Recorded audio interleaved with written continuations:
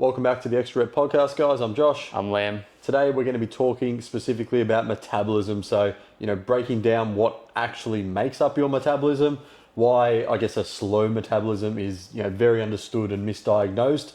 We'll obviously talk about some factors that now affect your metabolism as well. And then as well, we'll give you some practical tips at the end into obviously how to optimize your metabolism in the best way possible from our personal opinion. So I guess, Liam, we want to start with obviously, breaking down your metabolism, what factors make it up?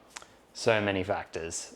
There's your genetics, there's how much fat you carry on your body, there's how much muscle mass you carry on your body, there's what you're eating, so the thermogenic effect of food, protein comes into play there, a whole bunch of things. Lifestyle stuff as well, but that's a small sort of stuff when it comes to metabolism.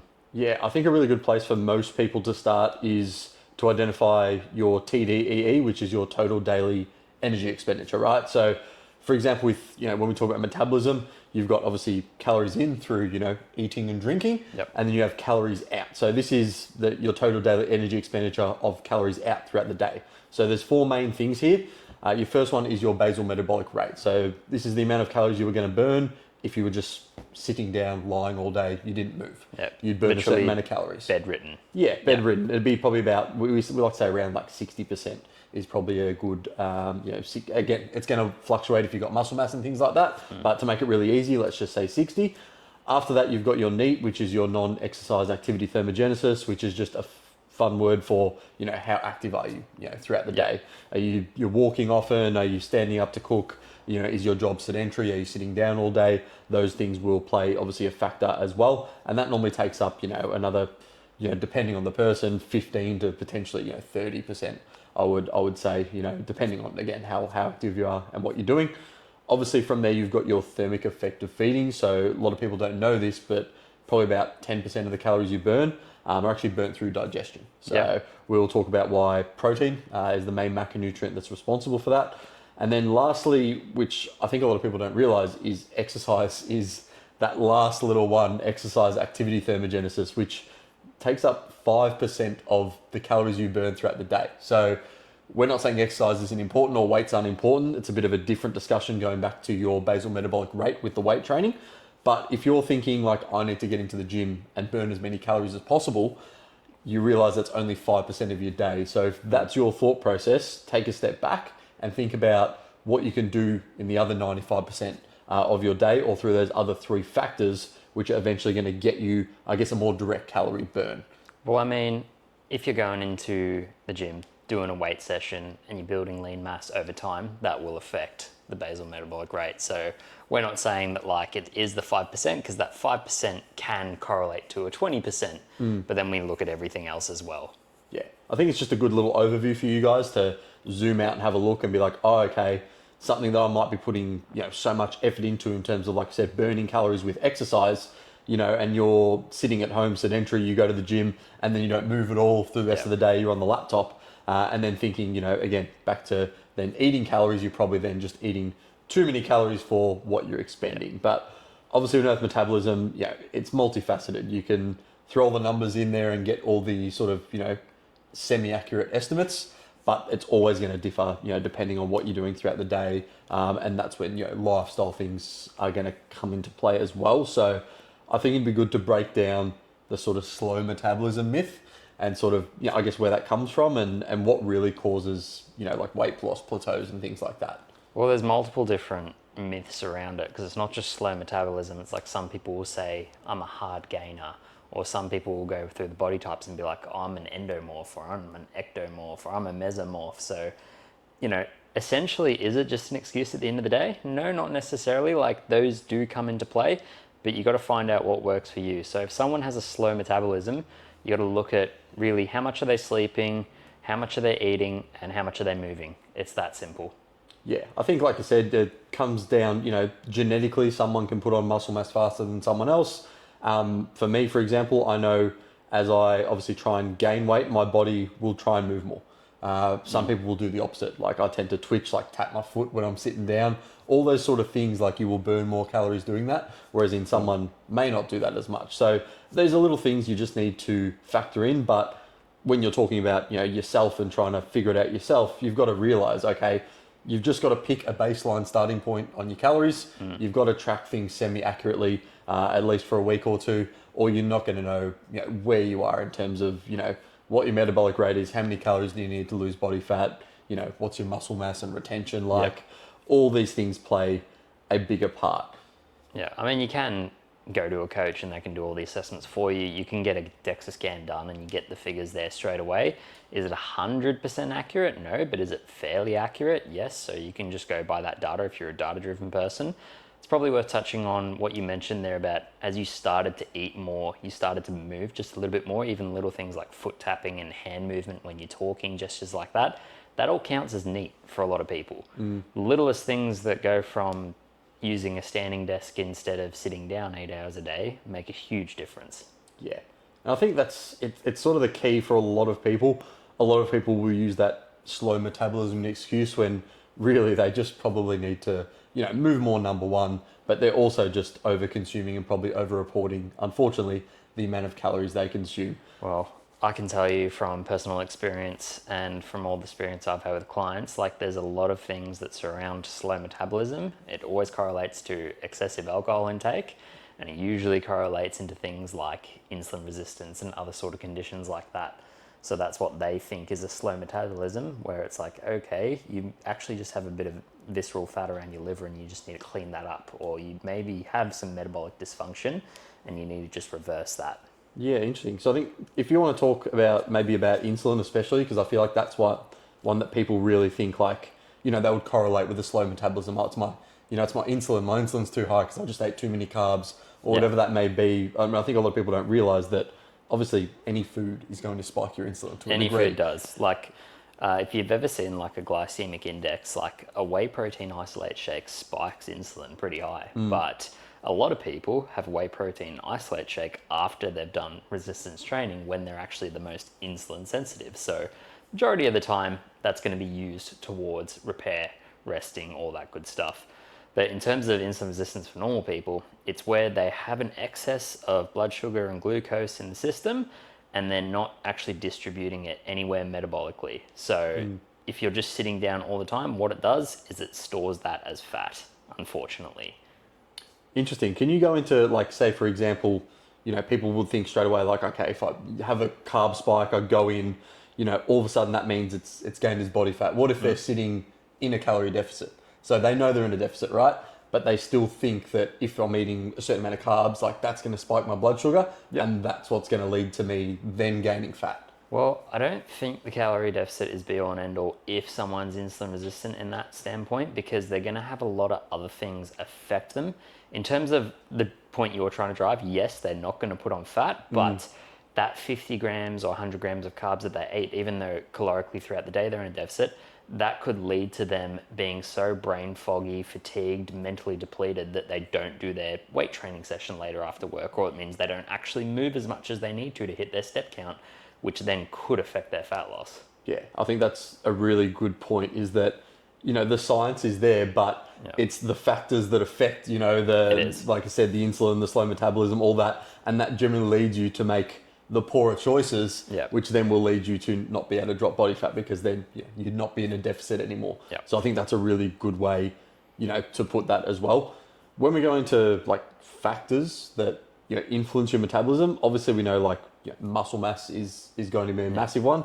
Age is probably another big one as well. Unfortunately for the men who are a bit insecure, height is a big one.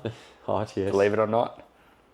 Yeah, I think height, like especially again, you get someone who's 6'6", can generally just build more muscle on their frame as well. I would say, unfortunately, depending on the thing again, is weight though, a as lot well. of them who are 6'6" would argue it's harder for them because they have to eat more calories, and they would correlate to being a hard gainer and all this stuff. So it's always very interesting to hear both sides of the argument.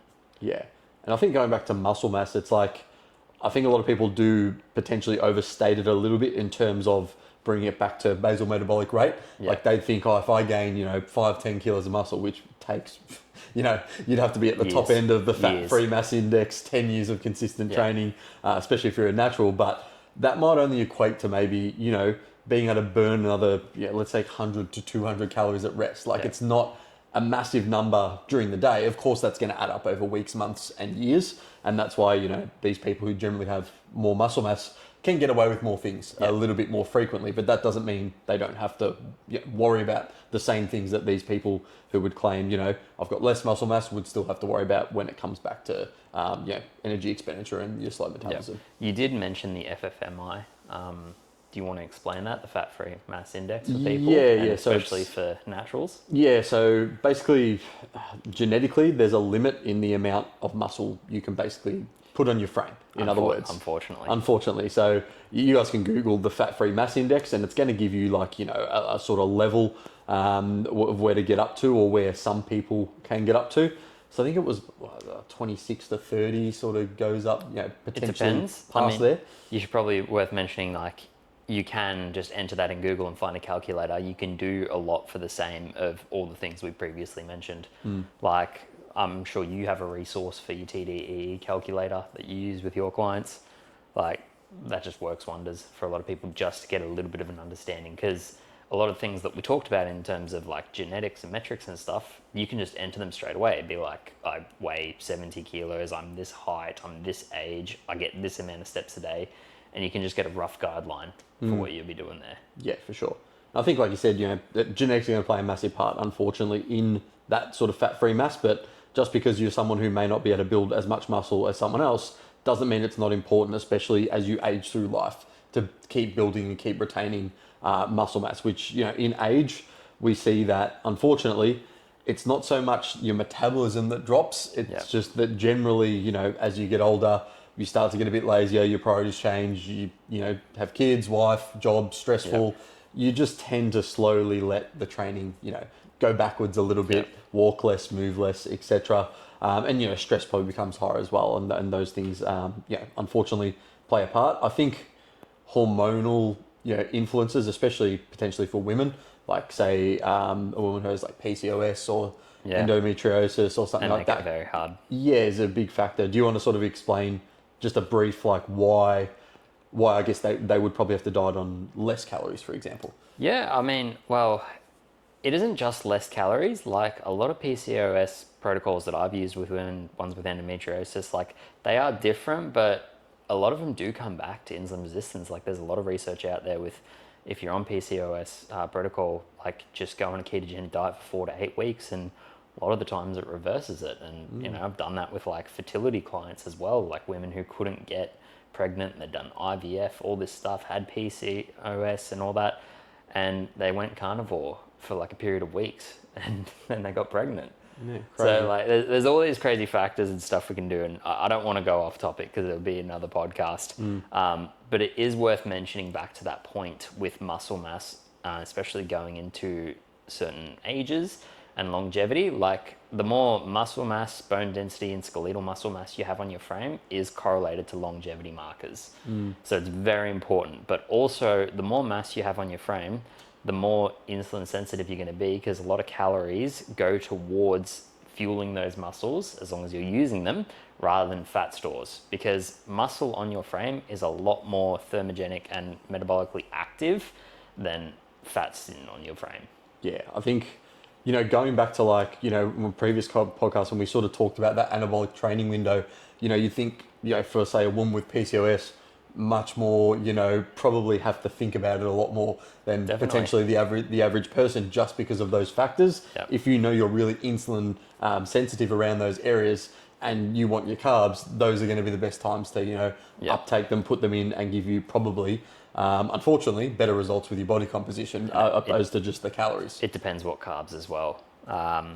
When we're looking at things like honey or blueberries, they have such a low glycemic index and such healthy effects on the liver and antioxidant status, you get a completely different response to if you were eating, a rice cake or something like that. Yeah, and I think that is one thing that just a lot of people, I guess the glycemic index has sort of been brushed over in the industry. It got to the food pyramid. Yeah, it got to completely reversed. Exactly, it got to high carbs, low carbs. No, you can't eat any high GI carbs, and then it's but it's almost been brushed over now to be you can just eat whatever you want. So there needs to be a middle ground. And again, if you do have a condition that really influences your metabolism, then it becomes, you know, a lot more important. But again, when you're looking at optimal body composition and these things are going to matter, especially as you start, you know, aging down the track. Yeah. And then we can sort of get into, do you want to have a Ozempic tangent on you know, sort of what that does at the moment and why it's so popular? Yes, we can go into that. The reason I bring it up and brought it up to Josh before this podcast today was because I saw a thing on the news that pissed me off, that Ozempic is going into schools now. Like, kids are stealing their injections from parents. And look, I can understand it from being a fat kid. If someone just told me, if I just took this quick shot in my stomach and, you know, I wouldn't get bullied for being fat anymore and I'd be a bit more confident in my body, I probably would have done it being a kid, because you're dumb as shit as a kid. Like, everyone knows they make the stupid choices when they're a young teenager or whatever. So if I could do that and still drink my dare-ass coffee and play Call of Duty all day, I probably would have done it. But what we're doing is, it is a GLP-1 antagonist. So it works on those receptors, not only in the body, but in the brain. So what it does is it like lights up the brain like crazy, and it pretty much removes things like your hunger and satiation hormones, but it also removes the dopamine response you get from food. So you just don't actually have any enjoyment or craving for food for a lot of people. This is why people can take Ozempic and eat their same diet, but they literally look at what they used to eat and be like, I just don't want this right now. Or they're just not even hungry and they just don't even want to eat. But why I'm really worried about it is because a lot of them, like the kilos that are falling off people, the pounds, it's muscle mass. It's not fat. I think, that's a really big one. This is the scary part. It's like we're losing the wrong thing.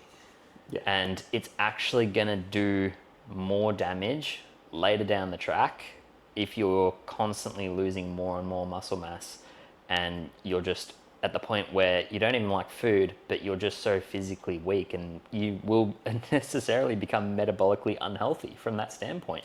Yeah, it's crazy, isn't it? When you go back to, you know, again, losing weight in the scale is one thing, but making sure we're retaining muscle mass, you know, like we've talked about, there's a host of benefits, but even something, you know, as popular as Ozempic, as Liam's just mentioned, it's something that you do have to be very careful of. And I'm sure, you know, there's probably going to be some side effects and things in the future as well. But you've got to make sure if we're doing something like that, obviously, you know, going through your doctor first, but making sure then that you're still resistance training, you're still doing the right things, you're still hitting a protein goal, you're still recovering and, you know, doing all the things you should be doing. It's not your free pass to just, oh, I can eat whatever the fuck I want and take this jab and I'll be sweet. And look, they're expensive as well.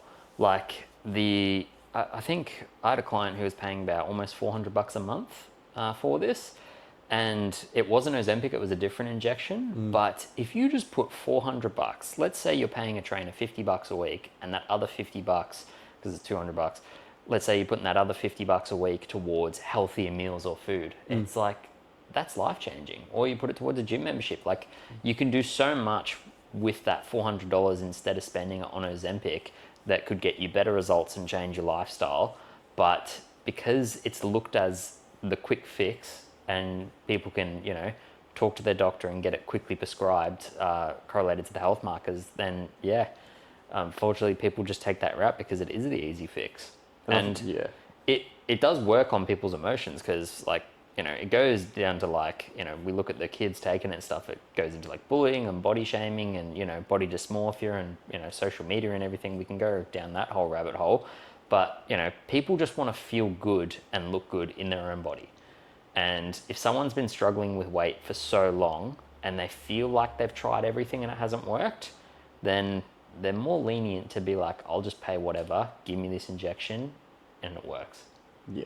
And I think that's, it's that dangerous cycle, isn't it? Because you can completely understand how, you know, if someone's, again, got a medical condition, or, you know, there is a time and a place where I probably would recommend Ozempic to a client, you know, it's going to be on this, you know, this sort of axis, this spiraling wheel of, like, if someone's crazy overweight, 160 kilos, eating themselves to death, like, there has to be an intervention. There has to be something to bring them back. Get the jab. Of course, has to bring them back. But, you know, for most of you listening, I'm sure, you know, you might be a little bit overweight, but I don't think you'd be at that point yet. So we would obviously recommend, in terms of, you know, your metabolism, it sounds, you know, annoying, it sounds boring, but you've just got to do the basics well again. You've got to get in, you've got to start resistance training, you've got to start looking after your diet, you've got to start eating better quality food, and you need to sleep and obviously help to try and, reduce your stress and, do all the right things, which is, that probably more than anything else, just there is going to help you to optimize your metabolism from where you currently might be. Exactly. And look, I always just want to tell people it's never too late. Everyone I know who's made a change in their lifestyle always says they wish they started earlier. I mean, I started weight training when I was like 16, 17. I wish I started when I was like 8. Yeah. Like, honestly. Yeah, I wish I started properly when I was 16. Yeah, exactly. I wasted so many years. Yeah. Like, we'll probably do a podcast on, everything we've changed our mind on. I reckon that'd be a good topic. Yeah, for sure. But yeah, I just want to let people know that it's never too late to start. I've had clients that, started in their 40s or early 40s and late 30s, and they've said the reason they signed up was, I told myself when I was like 18 that I was going to get my shit together, and the years and years and years and years and years just kept going by, and he just got so fed up that he just did something about it. I think that's the thing, isn't it? It's like no one's expecting you, if you're listening to this and you're not sure where to go, to just overhaul your whole life in a day. Like, that's not going to happen. You just need to start with one thing, whether that's going to the gym once, then it's going to the gym again. Even if you go in and jump on and walk on the treadmill for 5 minutes, then you're moving in 10 minutes on the treadmill. Then you might dabble into the weights area. Then you might have a look at a few of the machines. And then, like I said, when you've got to start, you've got to make the decision to start. And once you've made that decision to start and gain some consistency, that's probably when I'd reach out to someone to get to that next level, to start really optimizing things for you. Of course, if you're someone who's just sick of it, you can do that straight away. But if you're someone who feels like you can't take that on board straight away, just starting doing something small, because that probably is going to make the biggest shift over time with your metabolism in the first place, and going to stop you from thinking, my metabolism's ruined, it's shit, it's someone else's fault, and it brings it back to you to be like, oh wait, this is working. I do need to move a little bit more. I do need to weight train. I do need to look after my nutrition.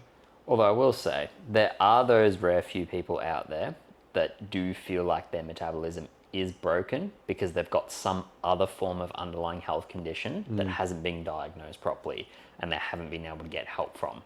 So I always recommend people get blood work done, seek out proper practitioners that know what they're doing, and actually find out what's the root cause of an issue.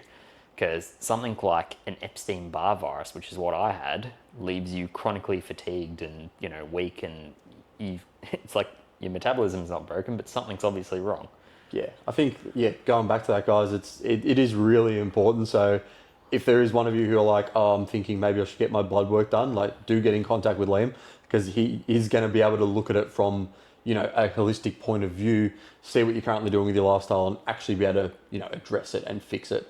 And it's a reason why, I'm probably going to start doing, some blood work mentoring under him to get my clients some better results as well. So I can give a quick little side tangent, because I had a girl, I won't name her, she reached out to me a couple of weeks ago. We looked at her bloods, and I saw a lot of patterns of anemia, so like low iron, but then I saw some fat malabsorption issues, some bile flow issues and cholesterol, some triglycerides, some insulin resistance, a lot of those things.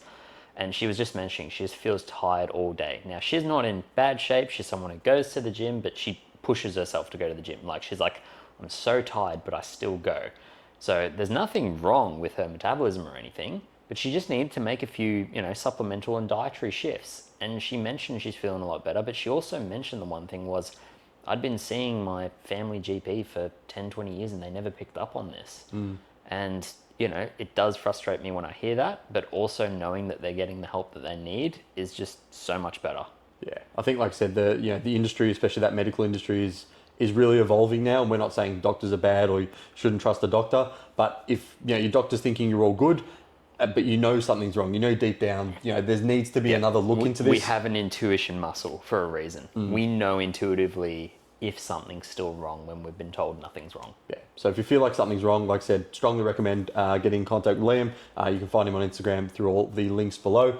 But that's the podcast, guys. Hope you enjoyed. Hope you tune in next week. We're going to be talking specifically about micronutrients, which is going to tie into this podcast as well. But until then, we'll see you guys next week. Thanks, guys.